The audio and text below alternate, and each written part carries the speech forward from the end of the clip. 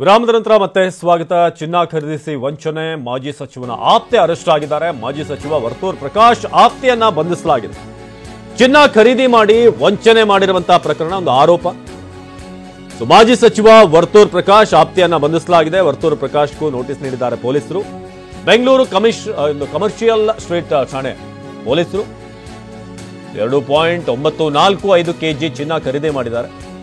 ಸುಮಾರು 2,42,00,000 ವಂಚನೆಯ ಆರೋಪ ಕೇಳಿಬಂದಿದೆ.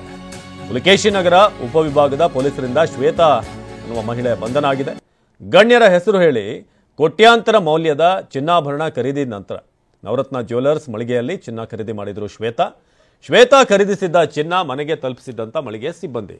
ವರ್ತೂರ್ ಪ್ರಕಾಶ್ ಮನೆಗೆ ಚಿನ್ನ ತಲುಪಿಸಿದ್ರು ಸಿಬ್ಬಂದಿ.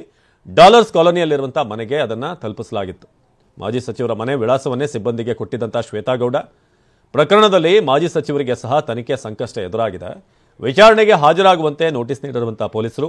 ಕಮರ್ಷಿಯಲ್ ಸ್ಟ್ರೀಟ್ ಪೊಲೀಸರಿಂದ ವರ್ತೂರು ಪ್ರಕಾಶ್ಗೆ ಈಗ ನೋಟಿಸ್ ಅನ್ನು ಕೊಡಲಾಗಿದೆ. ಸುಮಾರು 2.945 kg ಚಿನ್ನ.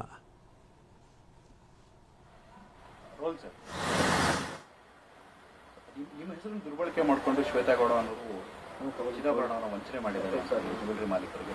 ಕಂಪ್ಲೇಂಟ್ ರಿಜಿಸ್ಟರ್ ಆಗಿದೆ ಕಮರ್ಷಿಯಲ್ ಕೋರ್ಟ್. ನಿನ್ನೆ ನನಗೆ ಮಾಹಿತಿ ಬಂತು ಸ್ಟೇಷನ್ನಿಂದ ಈ ಥರ ವಿಷಯ ಆಗೈತೆ ಅಂತೇಳಿ. ಅದು 100% ಸುಳ್ಳು. ನಾನು ಸೋಮವಾರ ಸ್ಟೇಷನ್ಗೆ ಹೋಗಿ ಎಲ್ಲ ಮಾಹಿತಿಯನ್ನು ಕೊಡ್ತಿದ್ದೆ. ನನಗೆ ಒಂದು 3-4 ತಿಂಗಳ ಮುಂಚೆ ನಮ್ಮ ಮನೆಯಲ್ಲಿ ಬಂದು ನಾನು ಈ ಥರ ಸಮಾಜ ಸೇವಕಿ ಅಂತೇಳಿ ಪರಿಚಯ ಮಾಡ್ಕೊಂಡಿದ್ದವರು.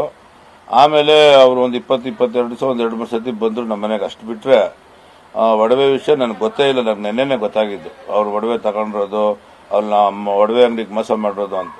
ಆ ಒಡವೆ ಅಂಗಡಿಯವರು ಇವರು ಕೊಟ್ಟಿರೋ ವಿಷಯ ನನ್ನ ಗಮನಕ್ಕೂ ತರಿಲ್ಲ. ಆಮೇಲೆ ರಾತ್ರಿ ನಾನು ಫೋನ್ ಮಾಡಿದಾಗ ಒಡವೆ ಇಷ್ಟು ಕೊಟ್ಬಿಟ್ಟಿದ್ದೀವಿ, ಏನು ಮಾಡೋದು ಹಂಗೆ ಹಿಂಗೆ ಅಂತೇಳಿ ಅವರು ನನಗೆ ತಿಳಿಸಿದ್ರು. ಕಂಪ್ಲೇಂಟ್ ಕೊಟ್ಟಿದ್ದೀನಿ, ಹಿಂಗೆಲ್ಲ ಆಗೈತೆ ಸರ್ ಅಂತ. ಆಯಿತು, ಒಳ್ಳೇದಾದಿತ್ತು ಬಿಡಪ್ಪ ಅಂತ ಹೇಳಿದ್ದೀನಿ. ಬಟ್ ಈ ನಂತರನೇ VIP ಸುಮಾರು ಜನಕ್ಕೆ ಪರಿಚಯ ಮಾಡ್ಕೊಂಡು ಅವ್ರ ಹೆಸರುಗಳೆಲ್ಲ ಹೇಳಿ ದುರ್ಬಳಕೆ ಮಾಡ್ಕೊಂಡಿರೋದು ನಿನ್ನೆಯಿಂದ ನನಗೂ ಕೂಡ ಗೊತ್ತಾಗೈತೆ. ಹಂಗಾಗಿ ಜ್ಯುವೆಲರಿ ಶಾಪ್ ಮಾಲೀಕರಿಗೆ ಜ್ಯುವೆಲರಿ